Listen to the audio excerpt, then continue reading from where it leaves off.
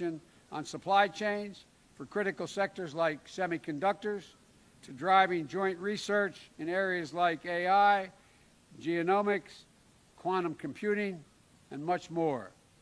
Thirdly, our nations are committed to taking aggressive action to meet the threats of climate change. Next week, I'll be hosting the Climate Leaders Summit, which Prime Minister Suga also plans to attend, thankfully, to rally key nations of the world to making ambitious climate commitments in the lead up to Glasgow Summit later this year. Japan and the United States are both committed to achieving net zero emissions by 2050, and we know to do that will require setting and meeting our 2030 goals. And we'll work together to advance clean energy technologies and help nations throughout the Indo-Pacific region, especially developing countries, develop renewable energies and decarbonize their economies. And finally, both Prime Minister Suga and I value the incredible partnership that exists, not just between our governments, but between the Japanese people and the American peoples. Last month, we jointly marked the 10th year anniversary of the earthquake, tsunami, and nuclear disaster that cost so many lives in Japan. I visited the area shortly after it happened. In our private lunch, the Prime Minister and I talked about when I was Vice President visiting the families in the region to show support of the United States. We continue to mourn the loss of all those folks and to honor the extraordinary joint effort between Japan and the American people in the wake of that tragedy to recover and to rebuild. And those personal bonds of friendship and connection, they're the ones that are going to keep this alliance strong and vibrant for decades to come. And I'm especially proud that today we agreed to resume what is called the Mansfield Fellowship Program to promote people-to-people connections between our countries. Before Mike Mansfield, who was a beloved ambassador to Japan, became ambassador, he was a mentor of mine when I came to the Senate after my wife and daughter were killed. And he helped me along in ways I can't even explain in the United States Senate. And I'm proud that this legacy continues to be honored as part of the close, enduring partnership between our nations. And Yossi, I know how proud you are of the people of Japan are in you've got a Japanese boy coming over here, and guess what? He won the Masters. He won the Masters. He won the green jacket. And Matsuyama was the first Japanese player to take home that green jacket at the Masters tournament this week. So let me say congratulations, Japan, as well on that feat. Mr. Prime Minister, thank you for making the trip. I look forward to all that Japan and the United States will accomplish together in the coming years. It was a great honor having you as the first head of state in my administration. The floor is yours.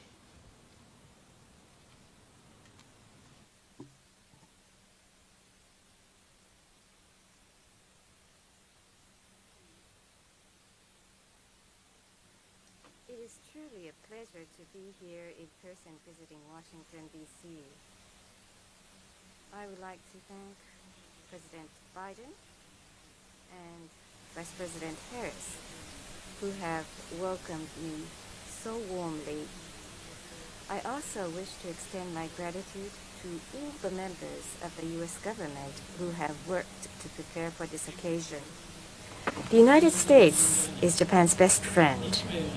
Japan and the U.S. are allies that share universal values such as freedom, democracy, and human rights. Our alliance has served its role as the foundation of peace and stability for the Indo-Pacific region and the world.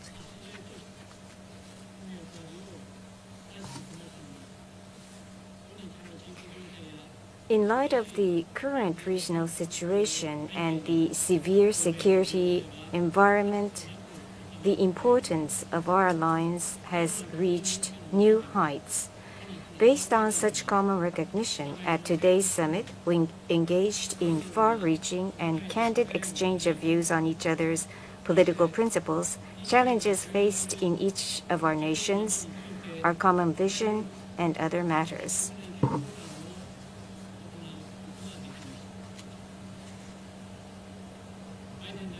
President Biden and I reaffirmed the recognitions confirmed at the Japan-US 2+2 held last month and agreed to engage in initiatives for the region based upon such recognitions. We also discussed the free and open Indo-Pacific. We agreed that while Japan and the US will take the lead to promote the vision through concrete efforts, we will also cooperate with other countries and regions, including the ASEAN, Australia, and India.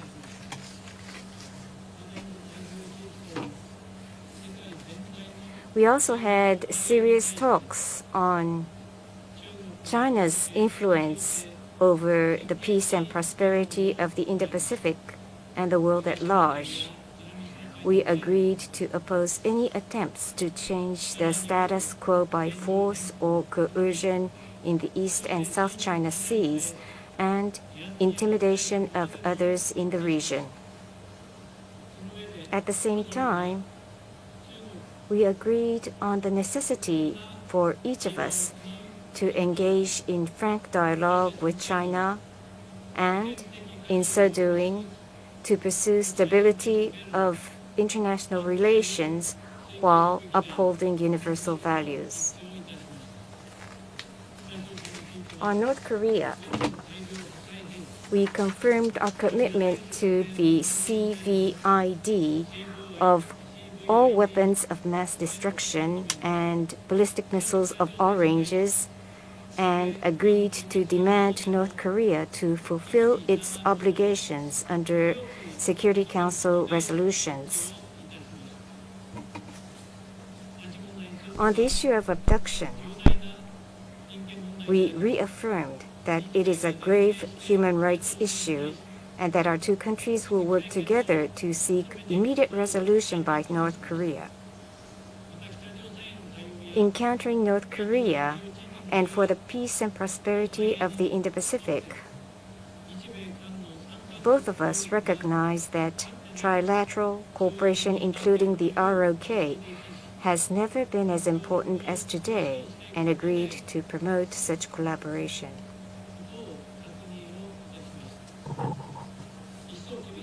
Noting that the regional security environment has become increasingly severe, the deterrence and response capabilities of our alliance must be strengthened.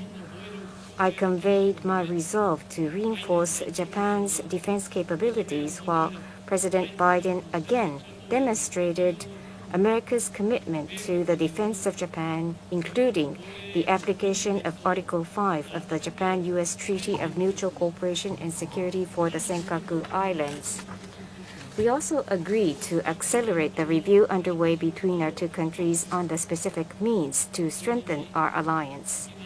At the same time, from the perspective of mitigating the impact on local communities, including first and foremost Okinawa, we agreed to promote the realignment of the U.S. forces in Japan, including the relocation of Air Station Futenma to Henoko, which is the only solution to avoid its permanent use. In responding to the unprecedented crisis faced by the international community, such as COVID-19 and climate change, Japan and the U.S. are mutually indispensable partners.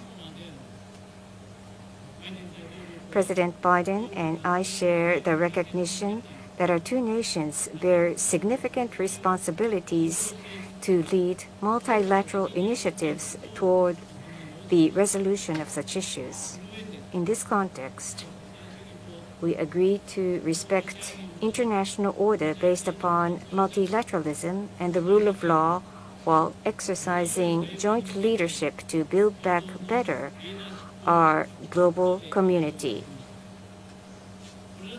Based on such outcome of our meeting today, we are releasing the Japan-US Joint Leaders Statement, Global Partnership for a New Era, which will serve as the guiding post for our alliance in the times ahead, which strongly demonstrates our solidarity towards the realization of a free and open Indo-Pacific.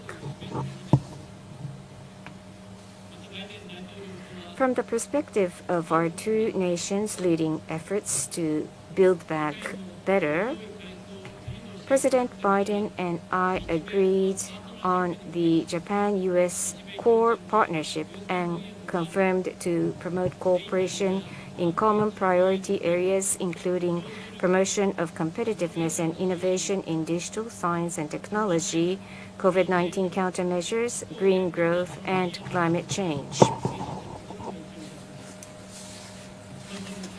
On competitiveness and innovation, under the recognition that digital economy and new technologies in particular will bring about social transformation and huge economic opportunities, we have agreed that Japan and the US will work together on the promotion of R&D on various areas, including digital area and others. Regarding response to COVID-19, from short-term responses to longer-term efforts, including the preparations for future similar incidents, we will work on the promotion of multi-layered cooperations regarding the overall supply of vaccines and the reinforcement of Japan-US public and private cooperation in the area of global health. We confirmed that cooperations between our governments will continue. In order to ensure equitable access to vaccines, including access by developing countries, multilateral and regional cooperations will be promoted.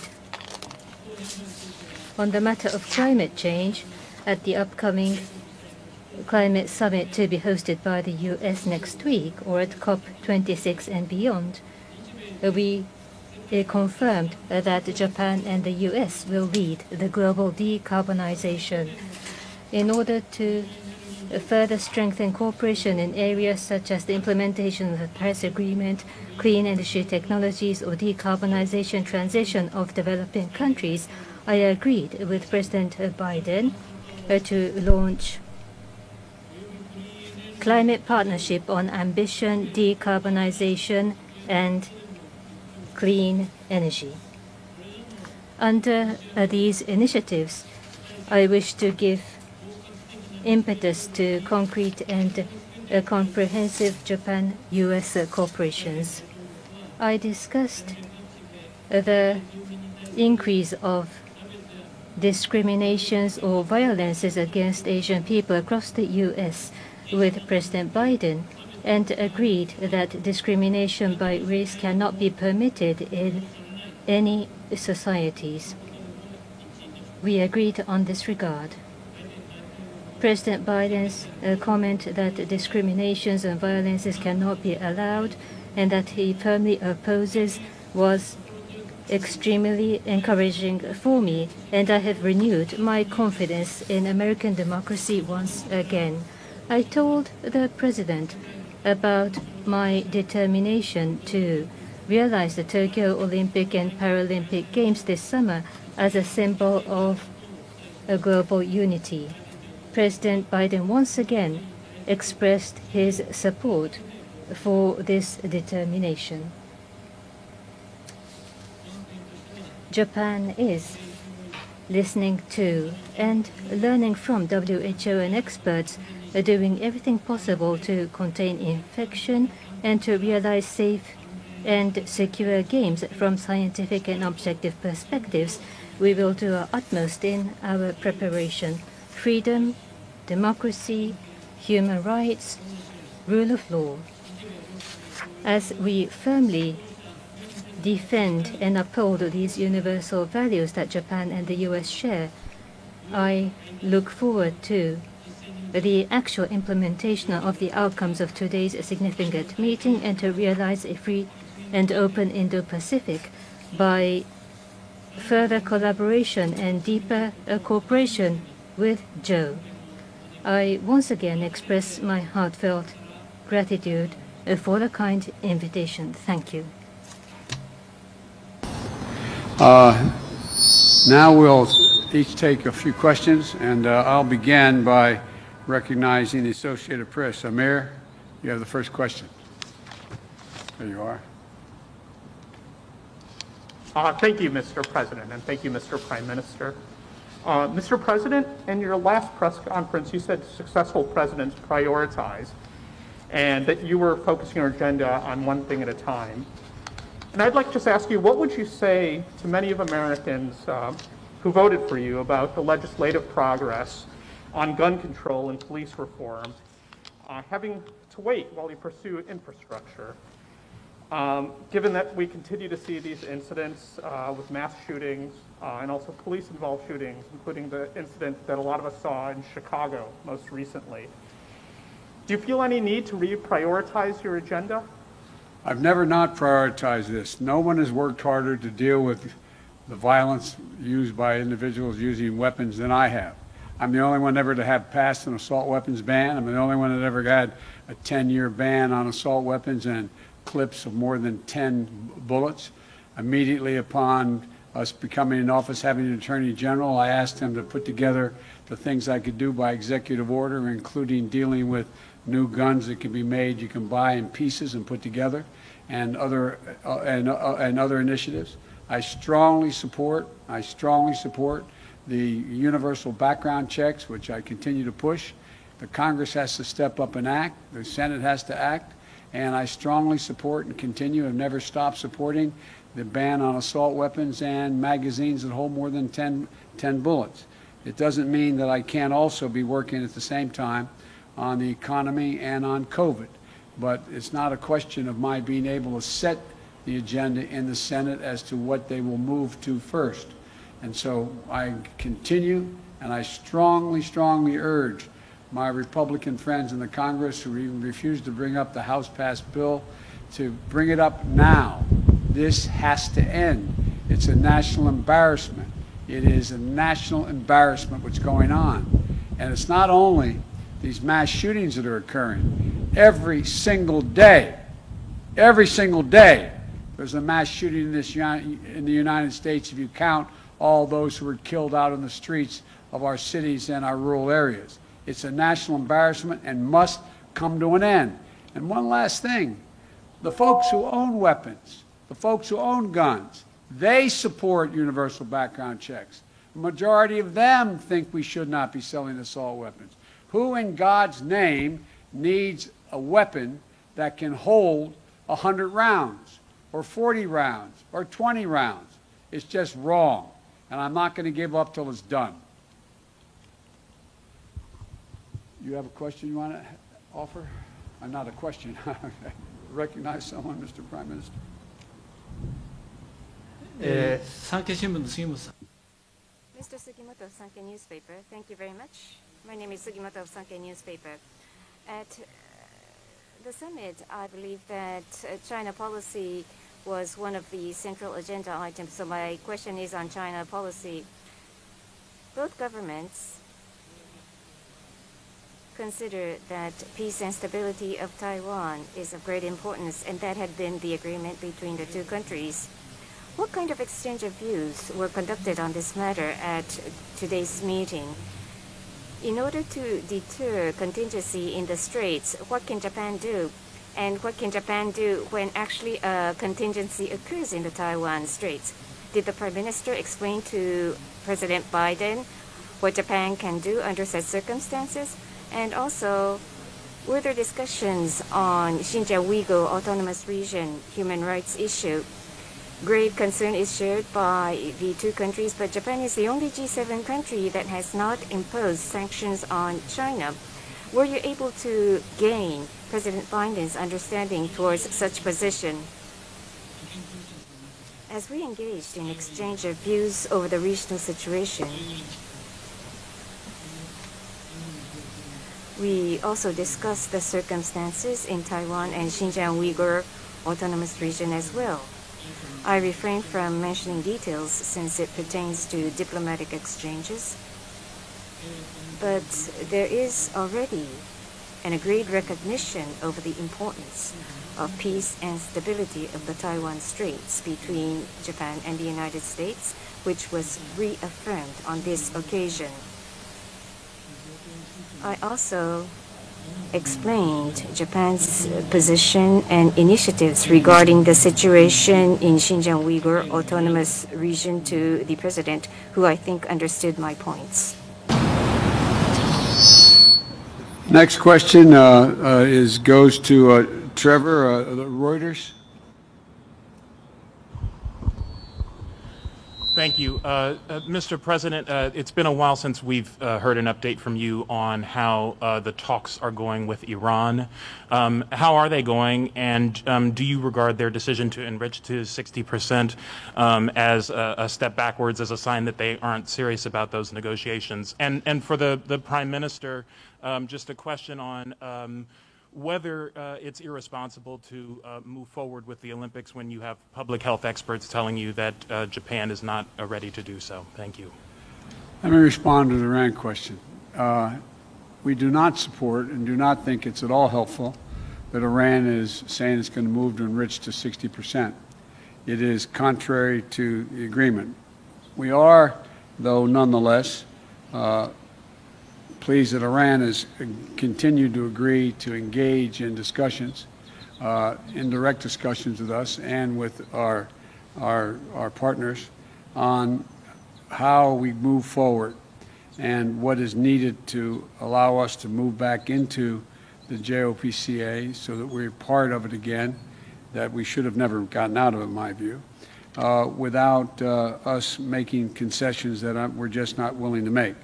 And so the discussions are underway. I think it's premature to make a judgment as to what the outcome will be, but we're still talking.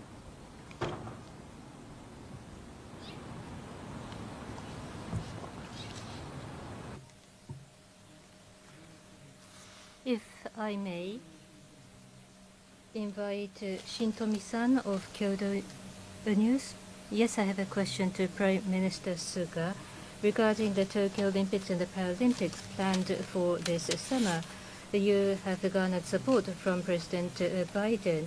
Did the President mention about the concrete promise to send American athletes or any positive comments? If you can tell us about the exchanges and the conversations. During the meeting about the COVID-19 vaccines or about climate change, you have discussed these aspects.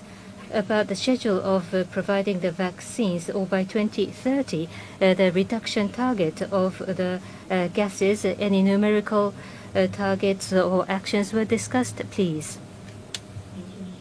As was mentioned at the beginning, I expressed my determination to realize the Tokyo Olympics and the Paralympic Games as a symbol of global unity this summer. And President Biden once again expressed his support. Japan will continue careful and full preparation in order to realize the Tokyo Games this summer, in order to ensure equitable access to vaccines for COVID-19. We also affirmed that Japan and the U.S. will continue our cooperation. Regarding the climate change, this is a matter that both President Biden and I emphasize. So during the talk today, we have confirmed to strengthen bilateral cooperation and collaboration in the area of climate change and have agreed to launch the Japan-US Climate Partnership, which is extremely meaningful and significant. Well, thank you all very much. Thank you, Mr. Prime Minister. I look forward to having you back. Thank you again, everyone.